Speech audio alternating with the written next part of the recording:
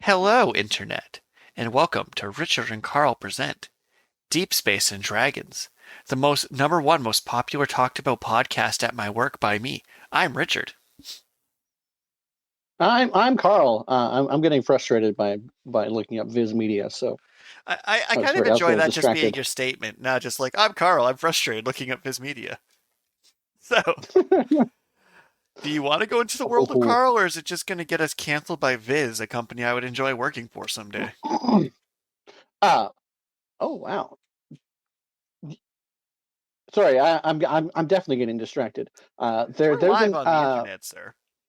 There's a number one issue of Dragon Ball graded at 9.8, worth it's selling for $1,000 because it's the first printing.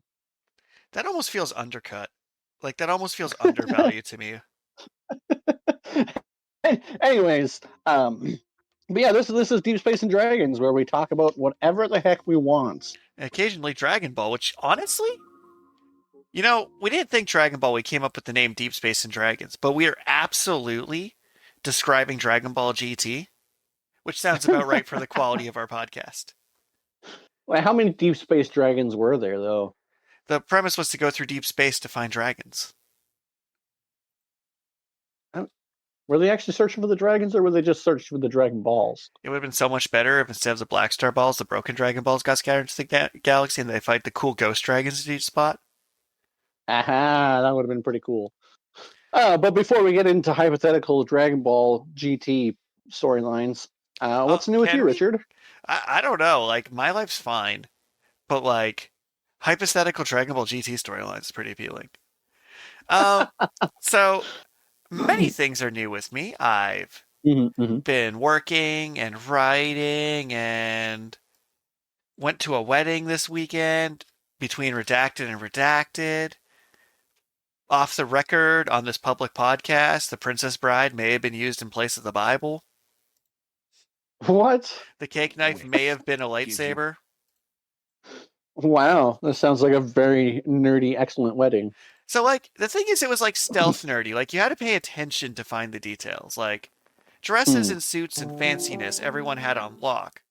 But, like, Right. if your eyes were sharp, you'd be like, okay, these table ornaments, are they D20s? Are they the dodecahedron from Baldur's Gate 3, or do they just happen to be fun shapes? Oh, these made of book pages. What book are these made out of? Most people would assume something classy.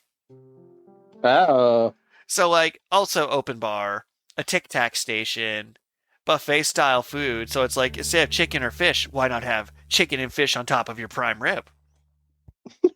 And they sent me home with a garbage bag of takeout containers worth of leftovers. the life of the broke student. I mean, when they're like, we have all this food, what can we do with it? Said, and I quote, so I'm very intoxicated at this moment in time and do not have to follow through for this takeout, but desperately want it. If you can place a little bit of everything into containers and place those containers in some sort of bag, I will happily take whatever you think is an appropriate amount of food for two broke students to consume. Okay. So my fridge is fully stacked.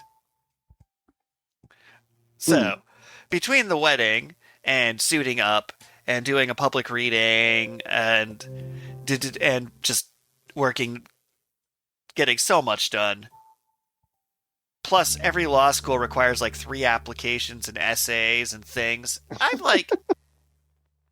I've went from I was whelmed last week and now I'm approaching the overwhelmed. Like, I'm Oh. afloat. I'm going. But that's a lot. And I'm gonna like need this weekend to recover as I drink my miscellaneous blue beverage right now. And the thing is, Miscellaneous. well, what's funny too is it's reading week, so the campus isn't busy, except they're holding a few big events, so we get to do a little pop up booth and bribe Right. people with pins. And I love bribing people with pins. To all listeners out there, if you happen to have a spare $40 an hour for someone to hand out pins, happy to. Hmm. Yes, that is the rate I bill for handing out pins. I stand by it. Gotta know what you're worth. I'm really good at handing out pins. I'm so excited about it. So that's what's new with me. What's new in the Karlverse? Well, okay, so um, And note, you only get and 4 minutes to talk about movies. You can talk about Karl as much as you want. but only 4 minutes to go over Oh, individual movies. well, okay. I mean, the what's new with me is a continuing saga of watching horror movies. You see, It is, but you only get um, 3 minutes to describe this horror movie. no, well, okay. See, the thing is that Terrifier 3 is in theaters, and it's a horror movie. I don't know if it's touted to be as disgusting as the second one, but we hadn't seen the first one or the second one, so my I've made girlfriend a and I, or my mistake. I think fiance, I've limited you to far too little time for what's probably an insane concept for a movie. that's not that insane. The gist of the first movie, at the very least, is insane clown murders everyone he comes across. Okay. Uh, That's like, I don't know, 5% of horror movies? yeah, I mean, it And seems the fairly 2024 generic, presidential campaign? but it seems fairly generic.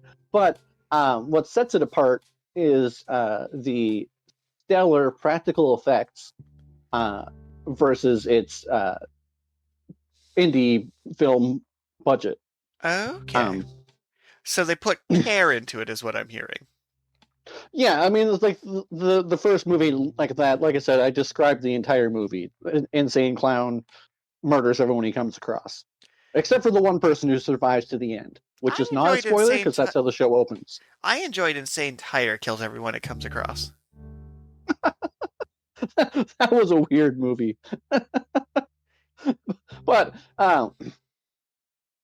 it's that's the reason I bring it up is because Terrifier 2 was apparently so disgusting that people passed out and had to call ambulances in the theater, and people had to leave the theater to go throw up in the bathroom. Um, So and I don't even think I could go near that building. yeah, it definitely. Don't get me wrong. I've been desensitized by watching horror movies across the eras. Like I've watching horror movies from everything from 1920 to like modern day. Like I've seen a lot of horror movies lately. How's your psyche holding Um, up there, champ? well, like I say, you become desensitized to it, to some extent. Um, and I would definitely say that Terrifier 2 in particular is not for the faint of heart because it is extremely gory. Um, but I don't know if I'd actually say it was like disgusting. Like what I consider disgusting is when like people start like melting into slime. Like that's Trigger warning. melting people. Yeah, yeah. That you want to gross me out, start melting. Yeah. Or just be the manga Uzumaki. That was freaky. It really somehow took advantage of being 2D to do more psychic damage. Well, see, the most disgusting part is when the person started like melting into a snail. Like kind of like the snail transformation was gross. For those of you not watching Karl's motion because this is a podcast, I have to assume he did like an arms wiggles and then like a C like the YMCA and then crumpled up like a snail when he made that noise. uh, but I mean, besides that, Although you that's did it, by the way, you hit your time frame. oh, well, that's good. I'm proud of you. Cue the Xbox Gamer Score achievement sound, like pudding. Speed run. But TLDR though, uh, I didn't find it that disgusting. I'm probably desensitized, and most people will probably because the practical effects are just so much better than the CGI, or at least poor CGI artists don't get enough time to fully work on what they're doing, and so it often ends up looking a little bit mediocre. Well, the thing is, too, like a lot of times they just use it when they don't need to. And I'm sure people Mm. are doing the same thing with generative AI where they're like, I'll have generative AI write my email. I'm like, the dude, you just need to say, K, thanks. You didn't even need the full like word thank you. You're just using this tool because you have it. Yeah. Like, think about it. We're actually in a world right now where someone will have an AI write their dating profile, send their intro message, someone else with their AI written dating profile will then copy that message into their AI and send it back. And then they're both still going to ghost each other anyway because people have no soft skills. Uh, but like to compare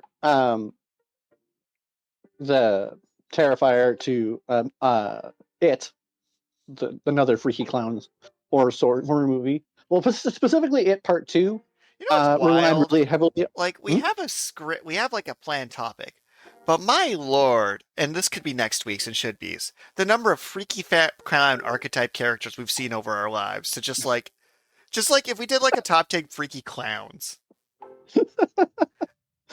But on the topic of CGI, it part two had a huge budget, with comparatively speaking to Terrifier two. And the Uh, GDP of Saskatoon.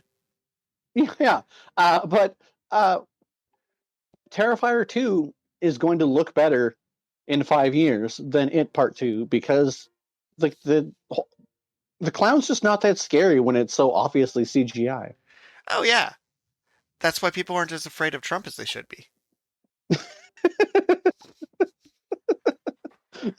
But looping back around to Uzumaki, oh, that was okay. Did it? Uzumaki was distributed by Viz. Did it actually run in Shonen Jump? So Viz doesn't distributes a lot of anime, especially in the 2000s. Like Viz owns Ruby, for example. So like they Oh, distribute. really? Oh yeah, it was a recent purchase from Rooster Teeth after a whole WB something something. I'm not going to talk on that too much, but Ruby fans are insatiable. So whenever Viz puts out a press release, they just chant "Where's Ruby?" and to the point where Viz had to just go on there and be like, "We will tell you what we want to tell you. Sit down, sit down, shush." So like Viz Yeah, is more a okay. distributor than anything. So they distribute a lot, like everything from Inuyasha to Naruto. I'm pretty sure. Well, yeah. See, as Viz is distributing, seems to be distributing less and less. Like they have a lot of stuff, but um, there seems to be more independent or smaller publishing studios that are distributing and localizing anime and manga that I've seen. But I think Viz is the only one that has like a partnership to create an actual app.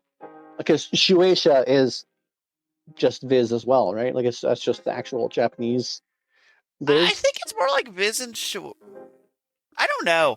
I don't want to speak on this and be wrong. There's some layers Yeah, there. fair. Like I feel like there's some corporation and names and alliances. I Just honestly don't the know. manga plus app seems to have exactly what's on the Shonen Jump app. Yeah, but Uh, I don't. which is sorry, go ahead. Which I don't know what to tell you on that one. But like Uzumaki was definitely not a show and jump series.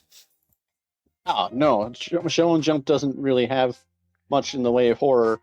What it does Like, once in a while though, it'll catch you off guard. Like Chainsaw Man's the one that messes me up the most. That I'm like, how are you even like? It's not in Weekly Show and Jump because it wasn't allowed to be anymore. I think I'm assuming it seems right. All right, so uh, shall we pivot yeah. into our topic? Which is series that have been completed.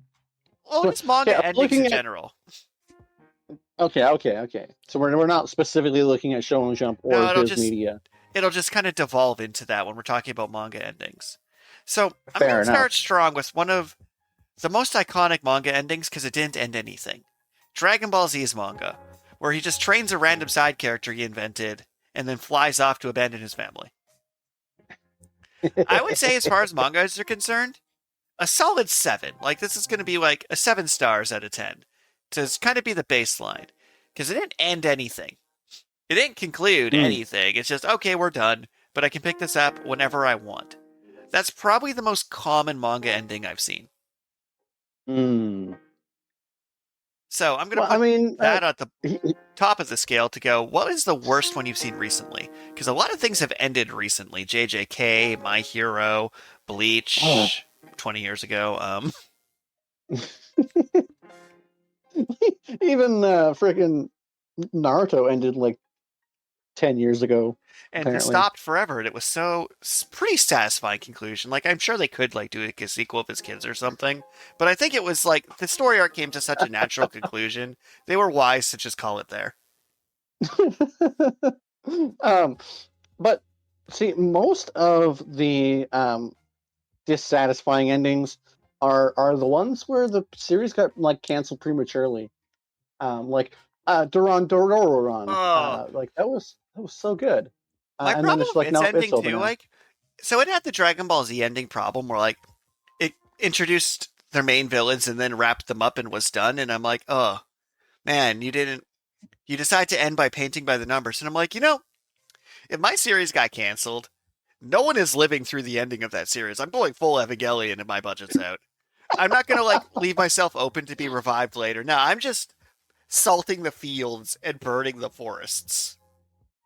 Uh, the Psych House, that's another short one that I really really Wait, is enjoyed. Psychos And ended? then When did I miss that? yeah, yeah, I did. She Oh woke up her mom because her mom was in a coma because of a psych. no! Uh, and then they just her and her mom went to go live at the Psych House, and they're like, yeah, that's it. So, oh no! You know what actually had a short run but a satisfying ending though? That Ghost Oh, Paradox manga writer thing, oh yeah. See, that one felt like it was supposed to be that short. right? Like I was fine with that ending. I'm like, oh man, I missed the ending of Psychos. I just didn't read it one week because I was probably asleep. It's gone, and I'm like, okay. It didn't really grab me that strong anyway. It wasn't like I'd be more devastated as Super Psychic Policeman Chozo just kind of kicked the bucket. Well, yeah, I get Oh, sad that's about like another good Psych series House. that ended well. Hmm? It Lives. It it My lives. nemesis. Me and Roboco. Uh, yeah. The world's longest running fat joke. It's probably not Yeah, that's probably true. because But it's um, winded. see, Psych House, it definitely it was a slice of life manga. So like it doesn't really grab your attention in the same way that other more action packed series do. But it felt to me like there was some sort of dark lore that they were starting to build up, and then they were just too slow. And Shonen Jump's just like, yeah, no, you get out of here. Yeah, you know No what? slow Actually, burners in our though, series. In our to like spring back to something that ended decently. So Gon meets his dad at the tree. He lost his Ooh. men, but achieved his goal. Kurapeka's got close with decided to go on his adventure. Killia reunited with his family, and all the natural plot threads of Hunter x Hunter ended. I'm so happy they ended it responsibly. It didn't just make a Hunter x Hunter Shippuden about no one we cared about. That was nothing but explaining special powers for 200 chapters. I thought we were talking about series that actually ended and not making fun of series that should have ended. It feels organic. Because why? Why would you bring it back in that state? Like, was that the entire purpose of like every necromancer story ever written to not do this? But actually, so speaking of another slice of life manga that I really really enjoyed. Um, Cognition? no, there was actually two. It was Aqua, and I don't know why it's separated into Aqua and Aria. But um, it's about a girl who goes to Neo Venice, which is on Mars, because Oh, actual right, Venice right, sank into right. the Yeah. ocean. And so she goes to Neo Venice to become a gondolier. And then there's two plot lines, one which I didn't see coming, one which I did. The first plot line is her meeting all of the um, elemental spirits like Undine, uh, Salamander, Man, who Gnome. decided these, by the way? Like, I've seen those spirits in so much media. Yeah, yeah. Like specifically, it has to include Salamander and Gnome, not like Ifrit and Carbuncle Yeah, or like all something. the Tales games do that one. And I'm like, what culture had that just stolen from them? Someone must, like, clearly some culture just got its history stolen by JRPGs. But so the Aqua and Aria throughout the series, she's like going around, she's meeting all the different people, and they're basically like their job in society is somewhat related to the element of their spirit. Um, like the air people, Sylvia. They're like the mail people and they fly around delivering mail. The Undines go around to the water and transport people. Um, So she ends up like going around and meeting basically all the different like spirit clans and seeing all of them.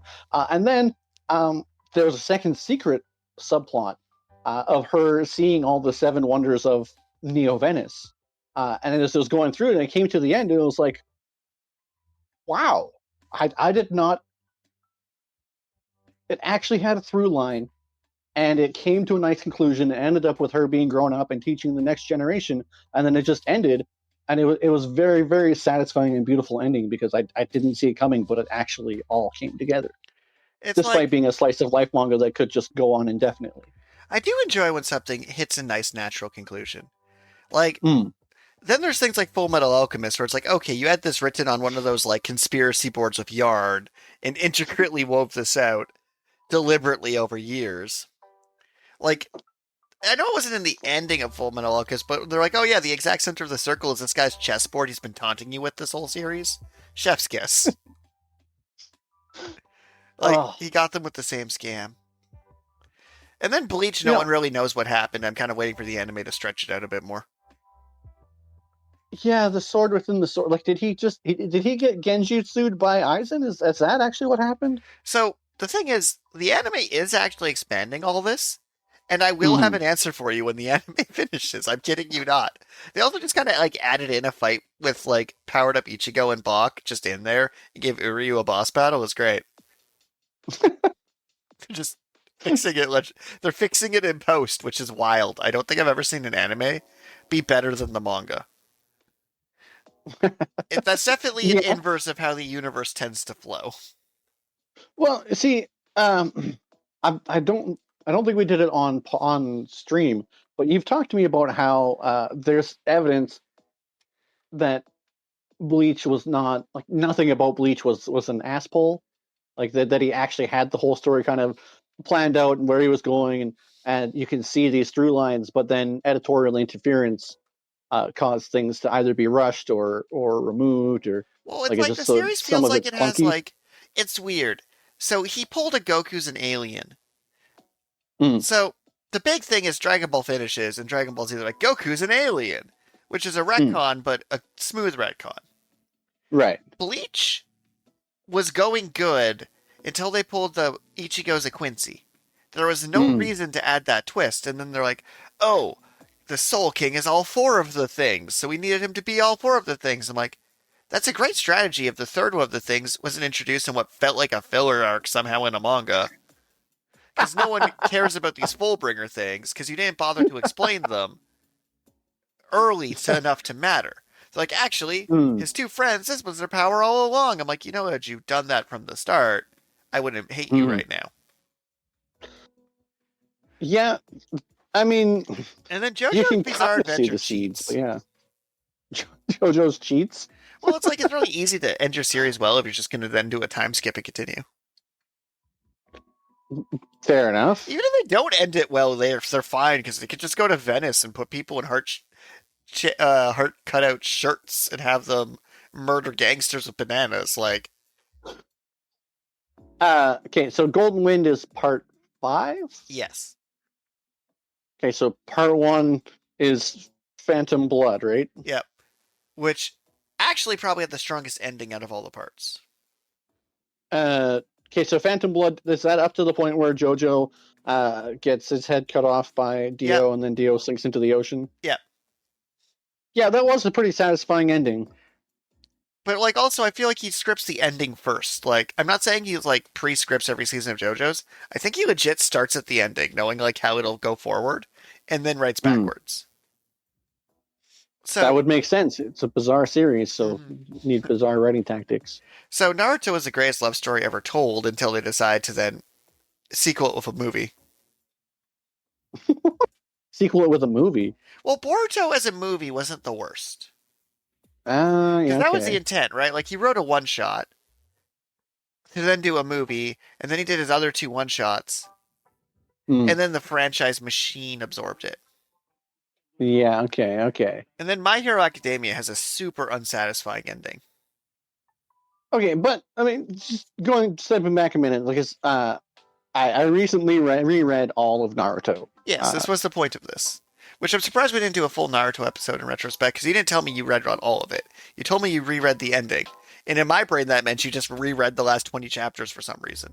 A thing Karl would do. No, no, no. I read all 700, 700, 701. Anyway, reread all the chapters. And it's got nothing on Freerin. Well, I mean, if Freeman weren't ongoing, and like I feel like it's actually going to take like 10 years to go through this 10-year quest in Freeman. Good. I love a nice slow pacing. I say that completely unironically. Like, no, legitimately, I do. But rereading Naruto, it really does feel like he was approaching the levels of like J.R.R. Tolkien for like world building. Like he had at least like 6 generations of ninjas, each with their own stories and battles and all of these unique named characters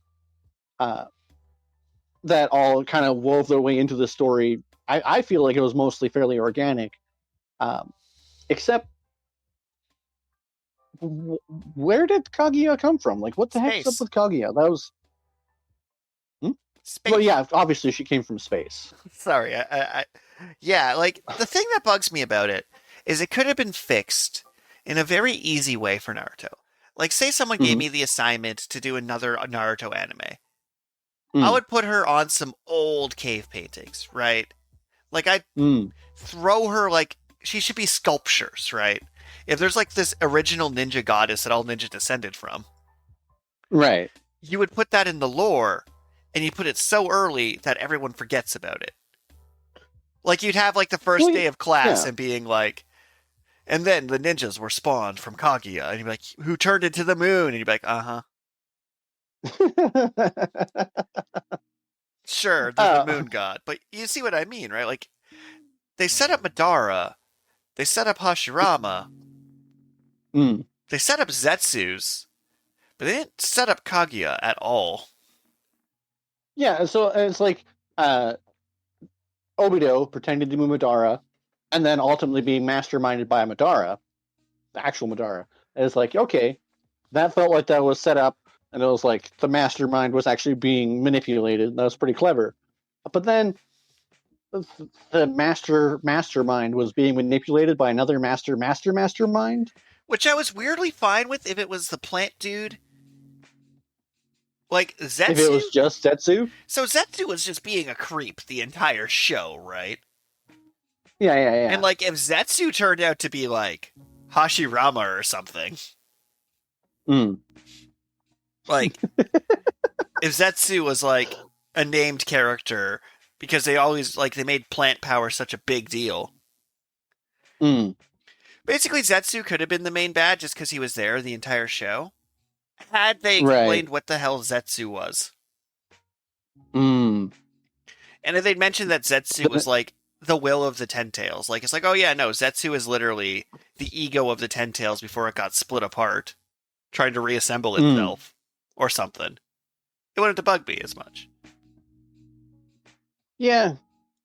But, I mean, aside from Kaguya, which then also helped spawn Boruto. Yep. And, like, what's interesting, though... So, My Hero Academia suffered so much from being inspired by Naruto when it came to the endgame. So, my biggest problem I have with the Naruto endgame is that it had 6 really cool final fights. And it's like, okay, you have... And most of those fights were things the fans wanted to see without realizing they wanted to see them, which is how you do the coolest things. Like, oh, we put a Susanoo around Kurama to fight Obito's space DNA sword. Right. That should end the fight. That's cool. Oh, right. Now we're doing with Madara, who's in Obito super mode, but it's the same super mode, but he has shadow pulls. And then he's fighting Didaba. It's like, okay, but like, Obito we cared about. Madara we don't actually care about. Oh, what's this? Madara's fake eyes fell out and he put back in his real eyes to become super duper Madara? Yeah, we're still not actually invested in Madara. Not really. And then, oh, actually, it's the tree. Oh, it's the Genjutsu. Oh, it's Kaguya. Oh, it's Naruto and Sasuke. I'm like, okay, you could have stopped this 5 final battles ago. Also, it's But I so mean, obvious what they should have done. You know who should have mhm, stabbed Obito in the back and stole the powers? who? Sasuke. Duh. The obvious final boss of the show, who didn't actually have a reason to redeem from his villain arc he went into for no reason. Yeah. I mean, the ending could have still been the same with them like running out of chakra and having a fist fight and blowing each other's arms off. Like, Right? But, like, instead of a final battle with Madara, who really we did not have any reason to give a solitary fuck about, hmm. we have the person who, like, you have Sasuke and Naruto team up against Obito, take him down, free the tail beast, and then, you know, like how Madara, like, then reabsorbed them all? Sasuke should have reabsorbed them all. Because he ends up doing that anyway for the final fight. Right. And then you just have your final fight there, and it's like, yeah, everyone who needs to be out of commission's already out of commission. Sakura's out, Mm. Kakashi's out, Obito's out. Have Madara get killed by zombie Hashirama and just all the zombies turned off so we can stop dealing with these goddamn zombies. Sasuke puts everyone in the Infinite Tsukiyomi except Naruto, and since everyone's asleep, they can just have their epic one-on-one. Yeah. Done. Easy. I fixed it. It wasn't hard. You just had to actually line edit and cut some stuff. Because, like I said, he tried to have every cool idea. Well, I mean, yeah. And sometimes it's like editorial interference, like we were saying with the ending of Bleach. That manga was just straight rushed to the end. Like, why were the editors and publishers so intent on ending Bleach when it was one of their tentpole series? Oh, he was like fighting cancer. It was a whole thing. Oh, yeah, okay. So what's So interesting about Bleach, though? So Mhm. Bleach's final fight was much worse. We acknowledge this. Naruto Right. versus Sasuke is probably the best final fight in a manga. Mm. But Bleach's Borutoing, where it has like its one bonus chapter afterward, and like its little epilogue, it put its characters in nicer positions. And then it's like, oh yeah, our Boruto, we have a couple kids running around, but really we're following the main character still. I'm like, oh, you did a Dragon Ball Z, where you're like, oh, you went from Cell Games to Buu Saga. I want more Bleach. I do not want more Naruto. Because Bleach has a decency to follow other characters. It's its greatest weakness and its greatest strength. Ichigo does not actually need to be in all of Bleach. Naruto needs to be in all of Naruto. Ichigo is actually in very little Bleach at the end. He only gets 2 fights in the 1,000-Year Blood War. Huh. Yeah. Does that include the bonus one they threw him in with Bach? No. Now he gets 3 fights so far. Technically, Renji does more in the 1,000-Year Blood War manga than Ichigo. Huh. Technically, Captain Hippie does more than Ichigo. Technically, Wild. The overweight dude who's Soifong's lieutenant, I think gets about as much screen time as Ichigo in the actual action of 1,000-Year Blood War. But that's a good thing when you're trying to do actual sequels, right? Because Boruto's problem is it's only good when it's starring Naruto. Yeah, it hasn't starred Naruto in a long time either. It hasn't been good in a long time. If ever. Okay, actually, a little bit of a side tangent. Nice. So I assume you have more knowledge of like side source material and whatnot for Naruto. But so chakra is fairly early on is described as a combination of your like physical energy and spiritual energy or something like that, right? Your body and mind meet in the middle to make chakra. Which for the record was supposed to be called ki, but he called it chakra by mistake. Yeah, okay. So one of the things that kind of confused me about Naruto is that they seal portions of their chakra into people, and that seems to be equivalent to their soul. Yes. But like you can run out of like, are they literally using their soul to power their ninjutsus? Is that so? The way I see it is your soul is your engine, right? And that engine is generating the chakra. And if you run out of gasoline, you can have the engine start cannibalizing itself. Yeah, okay. So it's like if you cut a in this weird analogy, like let's say your soul is a lithium battery. Uh-huh. Lithium batteries generating electricity. You can, in this Mm. case, cut out a chunk of your lithium battery and shove it in somebody to then have that chunk of lithium keep generating energy. So when you seal your chakra and your soul in someone, your soul is basically the battery for your chakra. And that's why if you overuse your chakra, you just die. Okay, okay, that makes sense.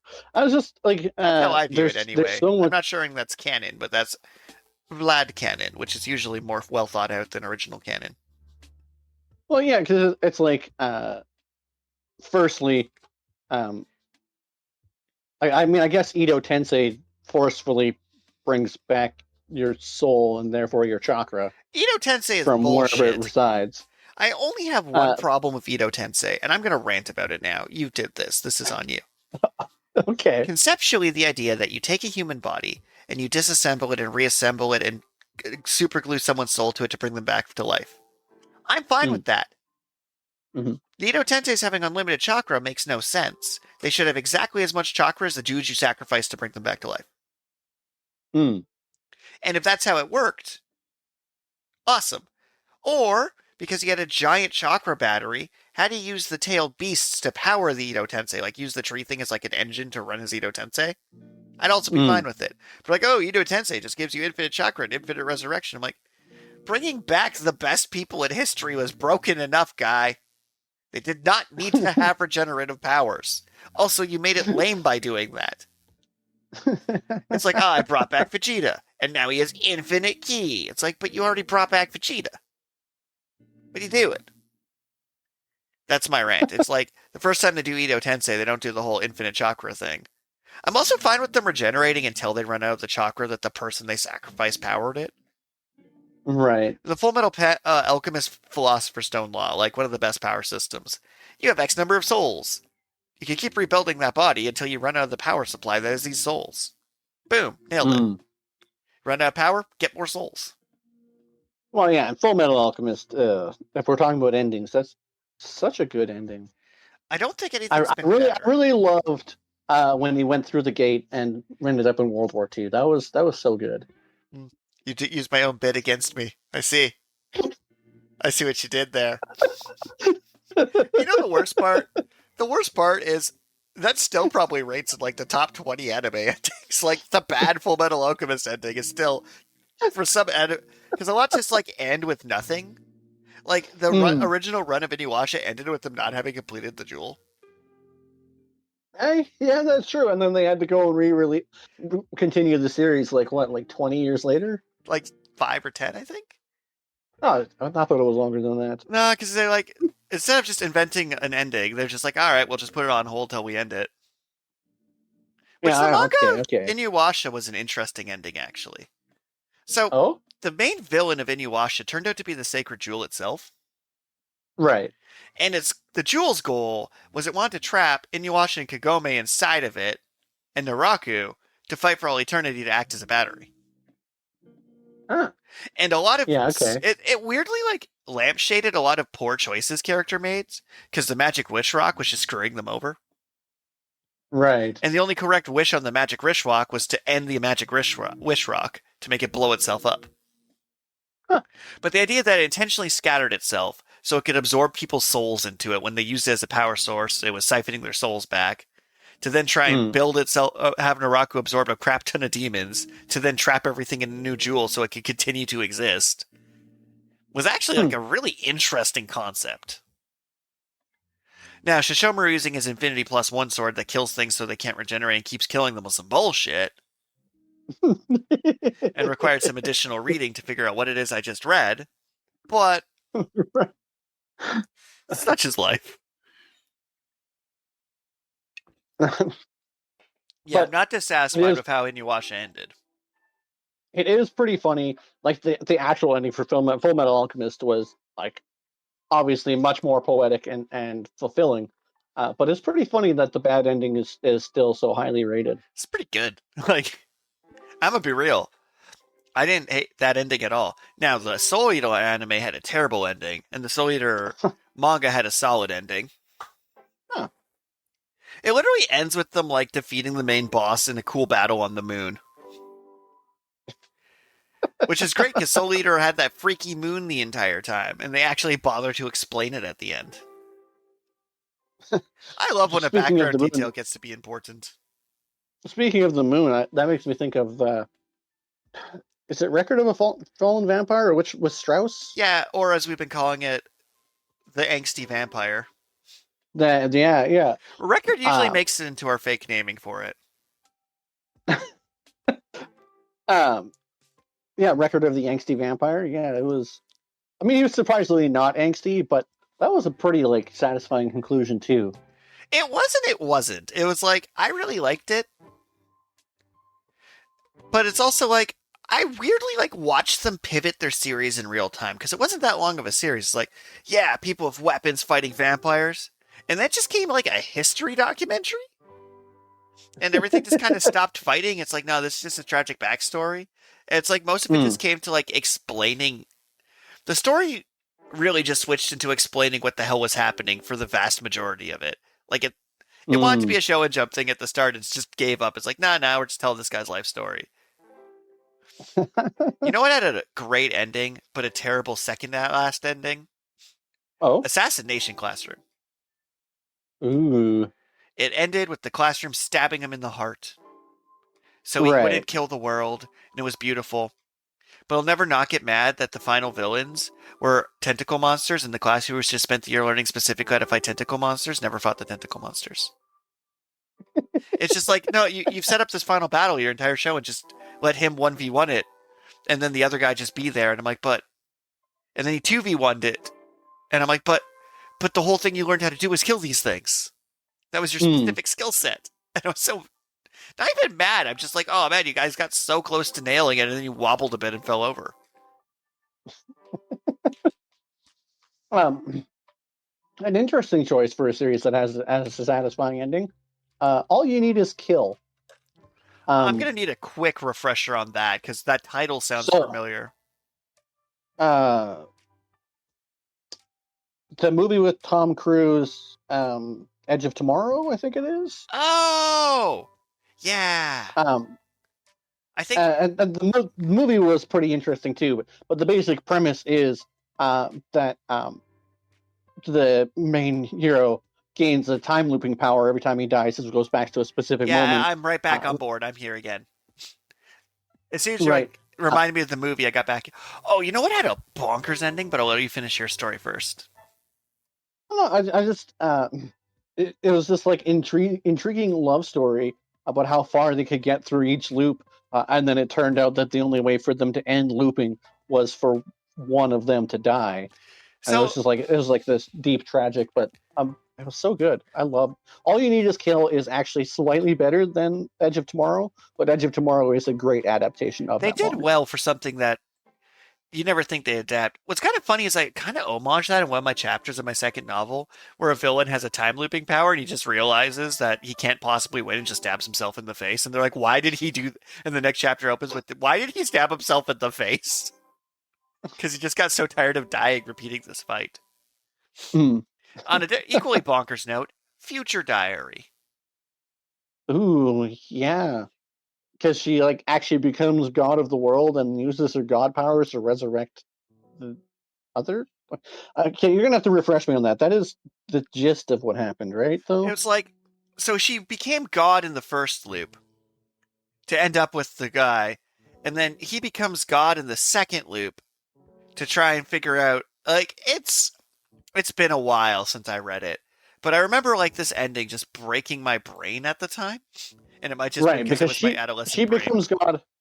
She becomes god in the first loop, and uses her god powers to replace herself in an alternate timeline to help him become god, So so that he'll they like her. can recreate the world together.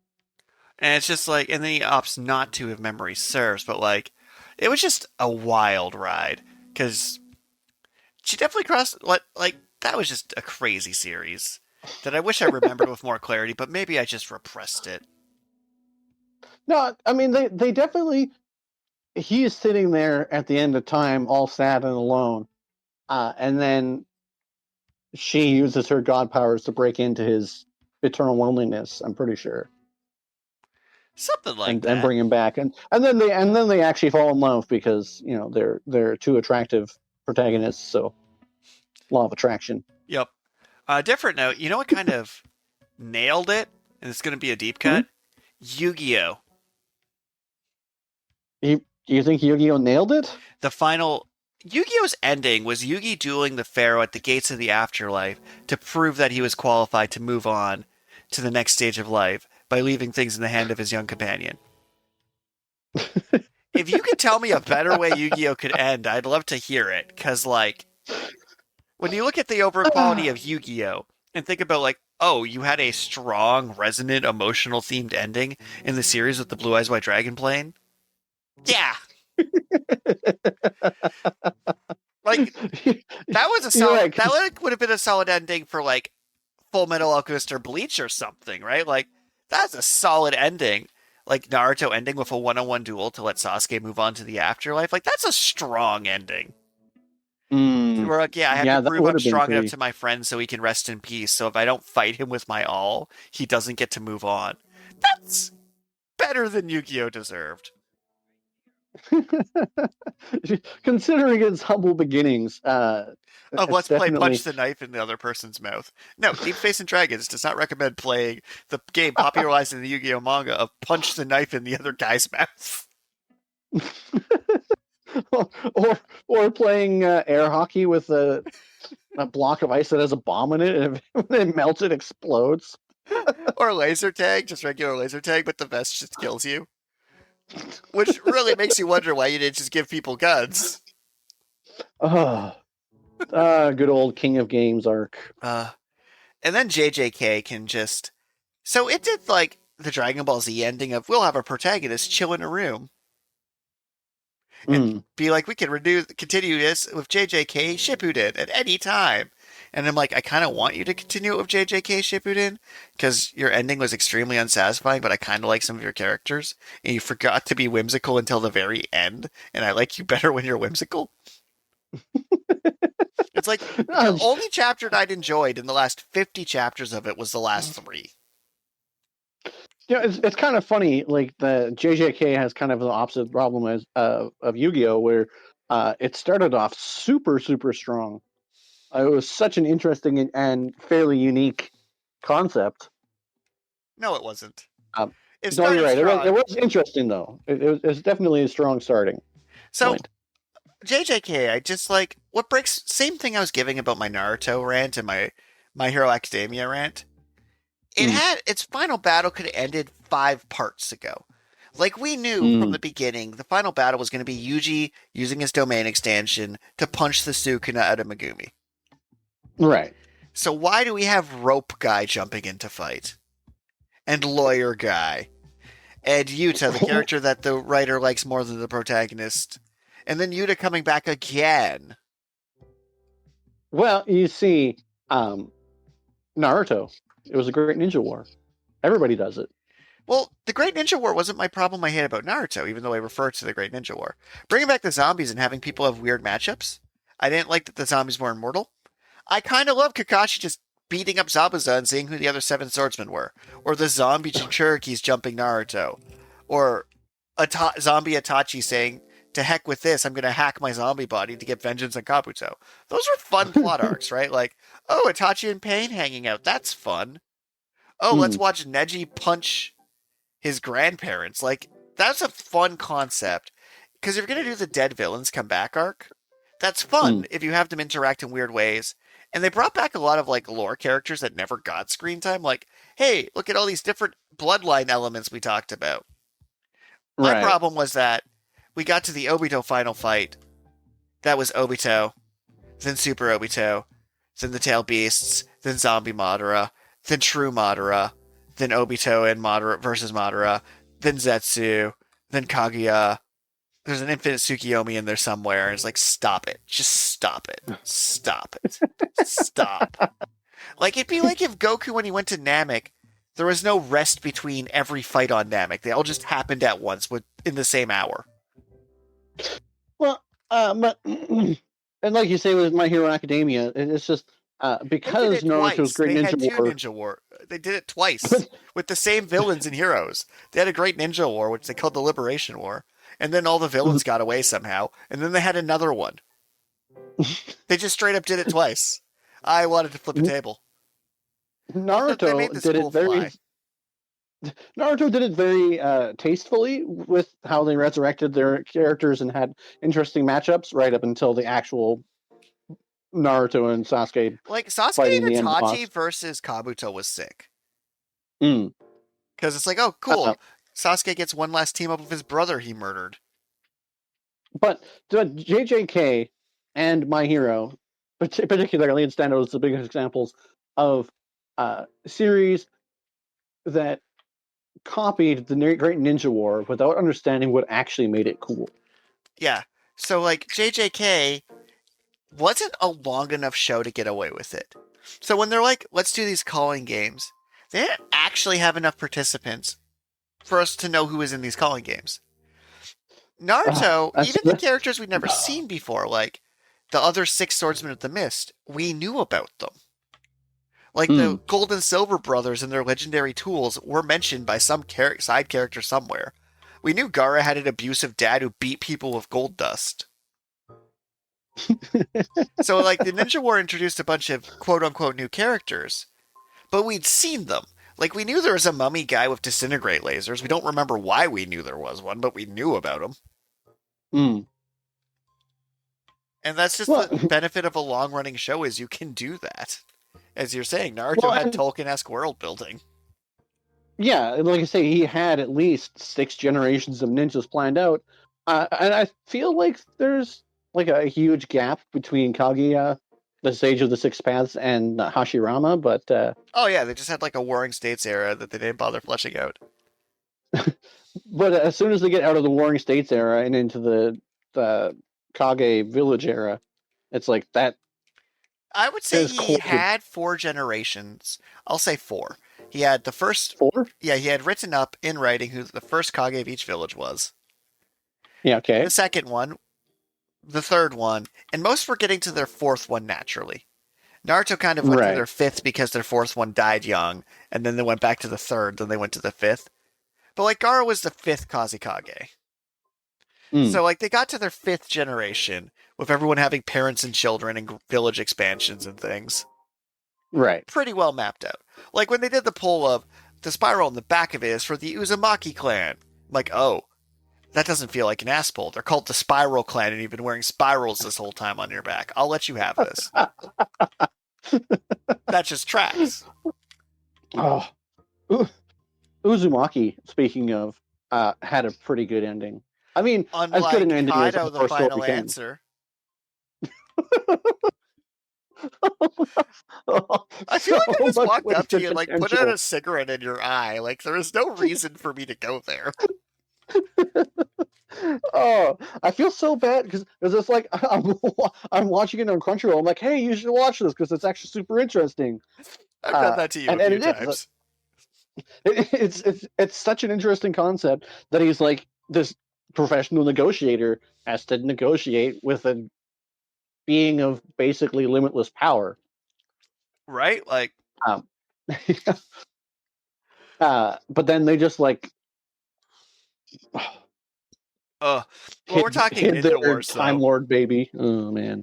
So while we're talking on Ninja Wars, remember how all of Mashle was good until they had a Ninja War, and then it became painfully aware that none of us cared about any of the characters who weren't named Mashle? So now I said in Bleach, they managed to do a pretty good job with their... For having 26 named characters, I'm like, okay, most captains I know enough about that I'll watch Ninja Bitch fight RoboCop. Sure, at least I know that she just is upset that Uehara stole her wife. Like, I can, like, get behind her motives, right?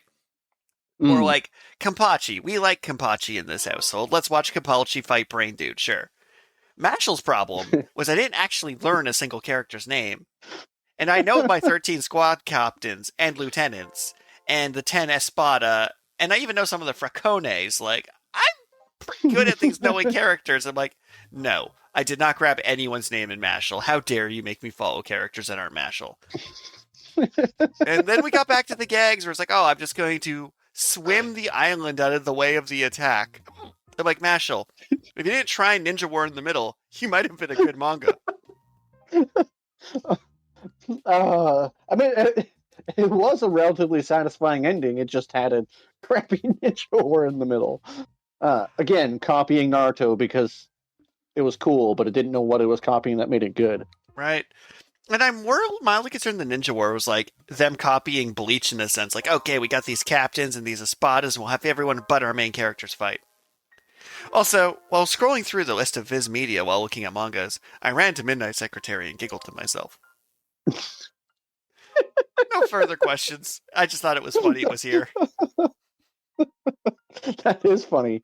But yeah, and then completely unrelated, the Neon Genesis Evangelion manga is actually the best version of that story. And they made the ending make sense. Huh. Because all they did was like, okay, they had the ending of the show where they ran out of budget, and then they ended it with a movie that traumatized me. And the manga's like, yeah, no, we're just going to actually show it all. And added that just a bit more exposition that was needed for this to make any sense. Because it was close to making sense before. And yeah, and then One Punch Man is just going so slowly that, like, it's kind of at the point with me. So there's mangas that started before we were friends, and I'm just like, right. Okay, you're going so slowly that I don't even think I'm invested in you anymore. Like, I gave this rant a while back at One Punch Man. It's like, entering the other Hero Society arc, and I'm like, why are you even bothering? Like, we'll all be dead before this goes anywhere. Well, the thing that annoys me about One Punch Man is it's like they're literally right in the middle of a fight between like the Sonic, Speed of Sound Sonic, Flashy Flash, and Blast are all fighting the empty void. Right? And it's like, okay, this is super cool. And Blast shows up, and then it's like, oh, yeah, we're going to start following the martial artist guy that you don't care about yet. I had forgotten about the ninjas and Blast thing completely. That's how slow it goes. Yeah. Well, because, I mean, they just recently, I think they recently released the new chapter where the martial artist is too powerful for the power suit, which is a funny gag, but really annoying that they just stopped for a gag in the middle of this battle. Like, and they didn't even go to another battle or something like interesting, and they're not following Saitama. Like, where is he? I don't know. Blast just left him somewhere. Well, it's really funny too. Is for One Punch Man. If One Punch Man was a weekly series, almost all of our complaints about it go away. Well, yeah, but the flip side of that, and we talked about how content creators have it rough trying to actually create new content every week. Oh, I can relate as a person working on my third book. You know how little story you can actually fit in a book? Like, I'm completely serious. I'm like, yeah, no, like, 100,000 word novel, you can really only tell like 24 episodes worth of crap in there. Like, for me to write One Piece, I'd have to actually write like 30 books. And then I would need someone to care enough about those 30 books that I kept releasing them. Yeah. Like the Wheel of Time. Mm-hmm. And then the people who actually read all 30 books are like dedicated fans that would jump on a landmine for you, but are the minority. So while it's like thumbing through random Viz catalog, it's funny because Pokemon Special is like, I read it's like they do a Pokemon Special manga that goes parallel for each game, and they are of vastly varying qualities. But one thing I'll always remember is in the final Pokemon Special Showdown with Red versus Blue, they do the exact maneuver Sasuke pulls against Itachi by sending out the heat in the air to make the thundercloud. And I'm like, did he swipe this from Pokemon, or did Pokemon swipe this from him? I don't know. I didn't look at the timelines. I think he swiped it from Pokemon. Well, Naruto is 25 years old. So I think he swiped it from Pokemon. And it's just such a weird concept to come up accidentally of setting up a bunch of fires to create an updraft to create a thundercloud to hit them with a thunderbolt. Just weirdly specific, right? See, the reason I say Naruto took it from Pokemon is because 25 years ago. That's 1999. That would be when Naruto started. I'm pretty sure Pokemon started like earlier, like early 90s. Yeah, I just don't know when like the Pokemon special manga came out because like that would require effort to find that information. Hmm. Probably quite a.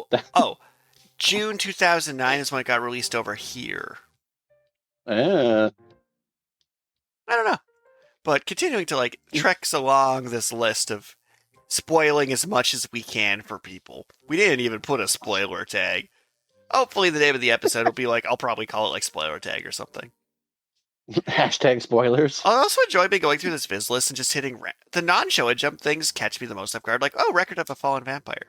Because I did not Hmm. read these series legitimately at any point. Like, I'm like, oh, people actually brought these out. I guess I had good taste retroactively.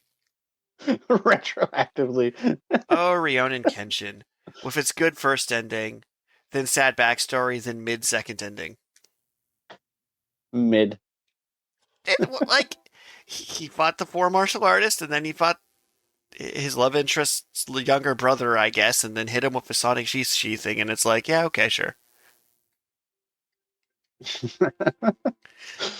I can't think of a better description than mid. Did you ever read Samurai 8, The Tale of Hachimaru, the Naruto author's attempt to make a science fiction series? I did not. It is really interesting, and I cannot believe they canceled the Naruto guy and told him to get back on work on Naruto and didn't give it, like, the fact it got his series, it's like you're only gonna give him what? It went 8 volumes, I think? Not even? Oh no, it only went 5 volumes. And I'm like, you're only gonna give him 5 volumes to let him cook? Are you kidding me right now? And it did not feel like it hit a natural ending either. And I'm just like, wow, you guys suck. He gave you billions with a B. I could be wrong. Comments can come at me at this one. You know what else starts with a B? Black Cat. There's only one thing I liked about the Black Cat ending. Oh? That he blew up his orichalcum gun shooting him so hard. Like, it's like, okay. Like, Black Cat had cool ideas in it. It had weird ideas in it. There's a certain, like, genericness I see a lot of anime had in that time period where it's like, okay, you have the villain organization, the morally great good guy organization, the rogue agent who was a member of them who went on their own.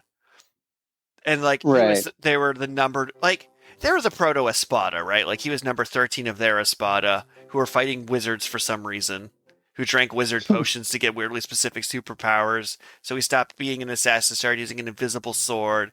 But then the nanomachines that made him young powered up the orichalcum gun to fire laser shots. And, like, there's just a certain, like, its internal logic of Black Cat wasn't that good. It was some anime bullshit. I freely admit this. But Sven with his freaking future sight powers in his briefcase? Like, Black Cat was cool, but then the author went off to just write smut. He just gave up and writes smut now. Oh. Well, sex sells, I guess. He did To Love Ru, I think it was. Okay. And then after that, he did, like, Ishiyaki Triangle? The least... I'll never not be mad at that series where the premise was solved in the first chapter because I read the first chapter before realizing it was just smut, where it's like, two people are into each other, but one got the gender flipped, but they're still into each other. I'm like, you don't have a conflict. The conflict is internalized homophobia, I guess. That's your actual conflict for your show. Okay, Japan, get woke. Note, if anyone has stopped listening to our podcast, because I'm like, yeah, there isn't a problem in the show. It's 2024. Get your life in order. I'm fine if you stop listening to me now. I stand by it. Yeah, that is pretty funny. But did you ever read Topoki's Original Sin? Original Sin? It was the one about the cute alien who gives the depressed fourth grader tools that just result in horrible murders and death. No, I don't think I read that. It is so messed up.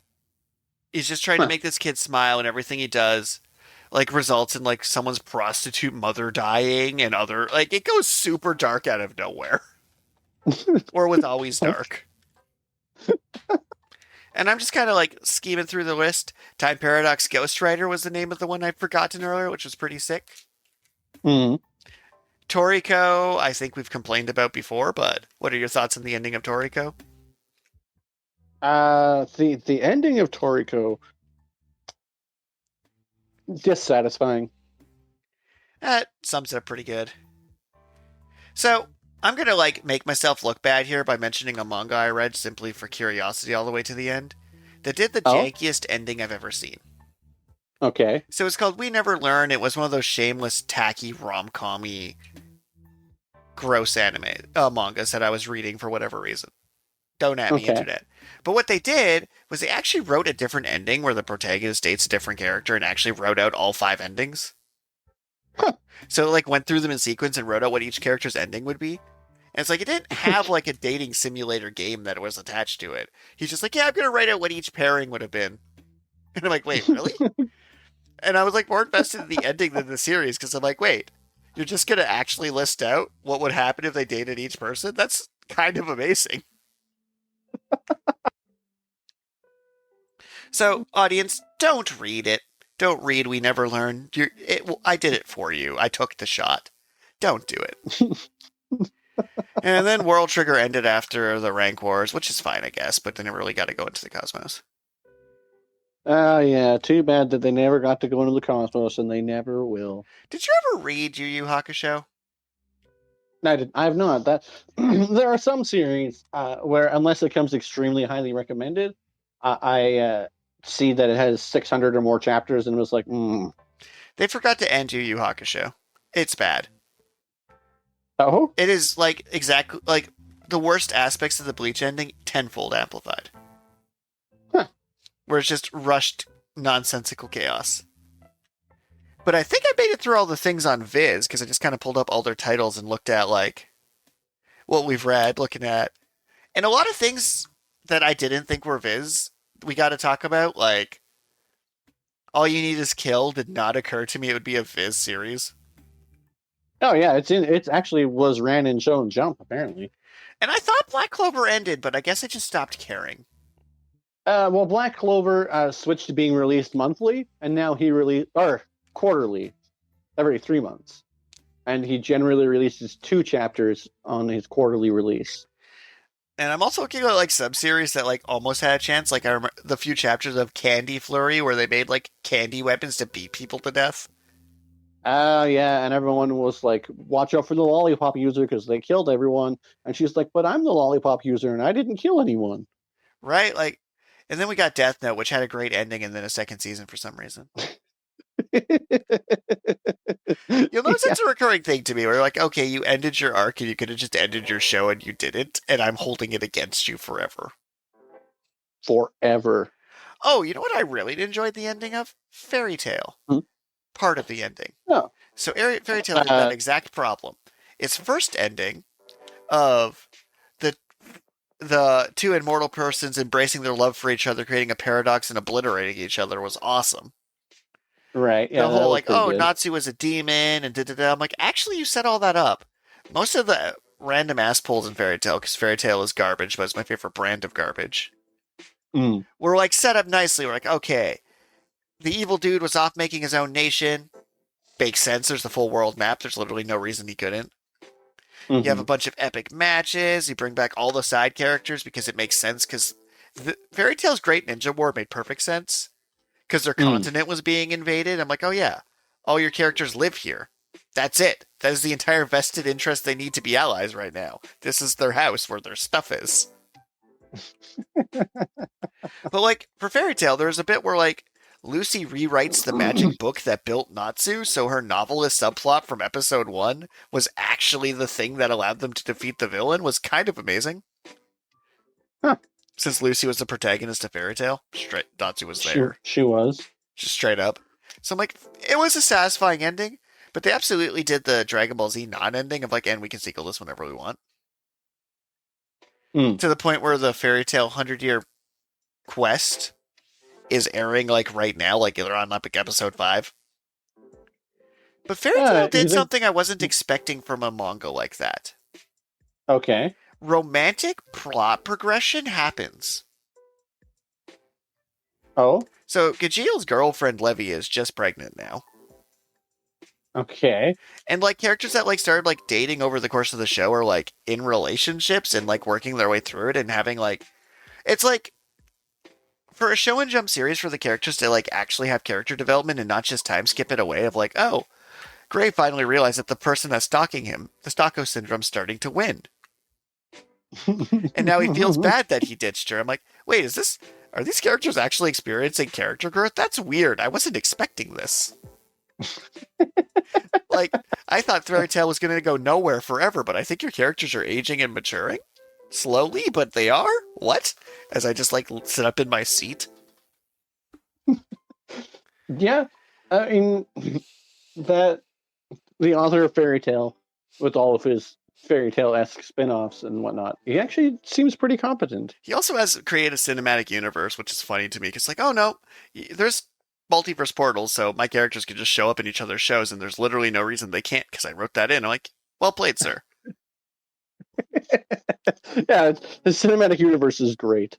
Also, he's super chill on fan projects and fan games and put out a bounty for people to make fan games. I'm like, even if Fairy Tail's garbage, I respect Hiro Mashira's ethic as a person.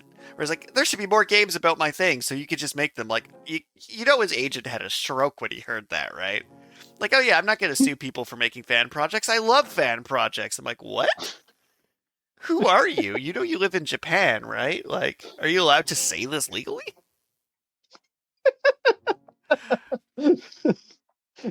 Japan famously against fan projects. Yes. They're like, how dare you modify a console you legally own? We'll shoot you. But yeah, Fairy Tail, Rave Master, and oh, I like Rave Master. Right? And Eden Zero was okay. And then it's like Eden Zero was okay. I don't know, like he doesn't write masterpieces, he writes fun, long-running series that I'm just allowed to enjoy. He's basically the Wendy's of manga. Well, I mean, that seems like a good chance to pivot into our random question of the day, because I feel Indeed. like we've That was a very smooth pivot. I mean, I don't actually have a random question. Oh, I thought you were going to blow my mind here. No. Okay, my random question. What would you do if you could transform into a Super Saiyan, complete with like the aura and like the shock aura and the hair transformation and whatnot, but it confers no meaningful benefits? Oh, what would I do with it? Yeah, you can go Super Saiyan, you can transform, but you don't actually gain anything from transforming. I'm an author. Push rock every time. So I would be in normal mode, and as soon as I like pull out my book or go to speak or do a reading, I go Super Saiyan. I would infuse the heck out of this. Like Richard, the student with his glasses, like I do the full Clark Kent too. I pull up my glasses, go Super Saiyan, give a speech like anytime I make a public appearance, and then just turn back to normal. And that's just my gimmick. So like I'm at new student orientation, just I go Super Saiyan at the booth. That'd be amazing. I don't need my strength boost. You giving me the ability to make my outfit dramatically billow at will? Well, yeah, I mean, you might have to worry about the stuff on the table flying off when you charge up, though. Worth it every time. Like, and the sheer amount of bluffage, like someone like 2 a.m. is like, "Hey, give me your wallet." And you go Super Saiyan. They're not gonna huck around and find out. They have no idea what just happened. How about you? You just screamed and they fell back. Yeah. I would use that ability. I'd have to specifically go to my way to not use it more than once a week, so before it loses luster, because it's such a good trick. Well, see, I think I would go the opposite. I would like be constantly transformed, and then when I wanted like be unassuming and disappear, I would just be like, okay, I'm gonna leave now, and then power down. And everybody's like, oh, hey, where did Karl go? It's like, I don't know, just bright blonde spiky hair is pretty hard to miss. Where I would use it like to punctuate sentences, like when I just gave that rant about the 10 numbered villains, I would just go Super Saiyan while I'm ranting about the ending. All right, here's our actual random question. which came from my event from one of our podcast fans because I ran to one of our podcast fans at the wedding I went to. Ooh, Right? nice. Here is one. If animals could talk, which one do you think would be the rudest? Which animal do I think would be the rudest? Mm-hmm.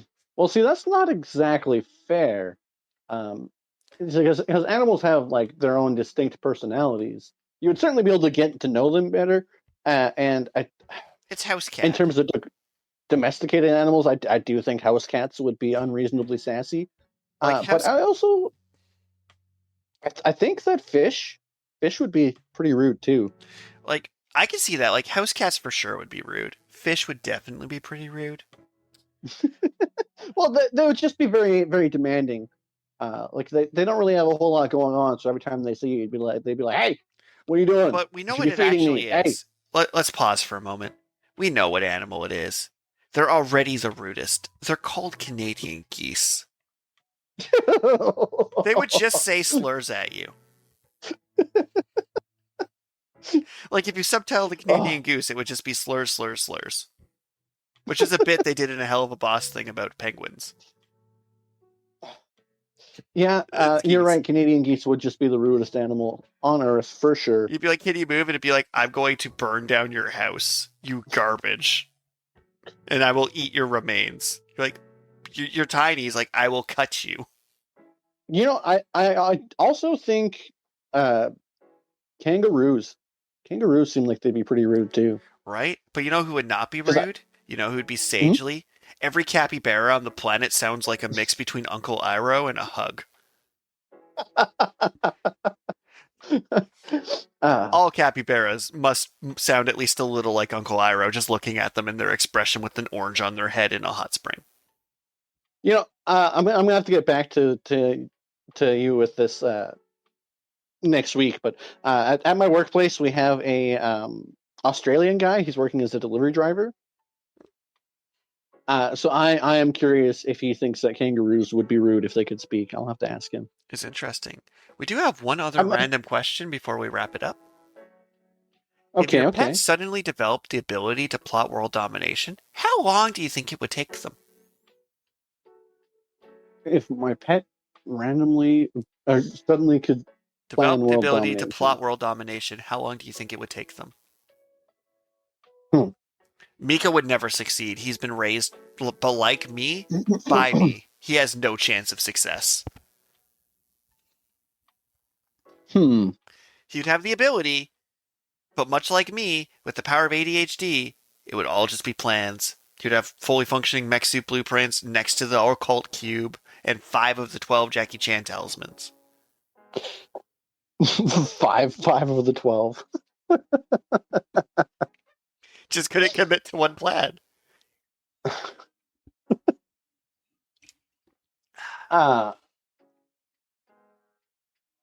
Yeah, well, I mean, you're probably right. Like animals can't count. They would probably end up with 9 gym badges. No, it's not that animals in general. My pet specifically is exactly as dumb as me. Now, see, relatively recently, we got an extremely cute and docile cat. Her name is Elsa. She was like she's 6 years old. So like she was a rescue cat that tragically her previous owner got too sick to be able to take care of her anymore, so she had to put her up for adoption. So I thought you were really going to say tragically she killed her last owner.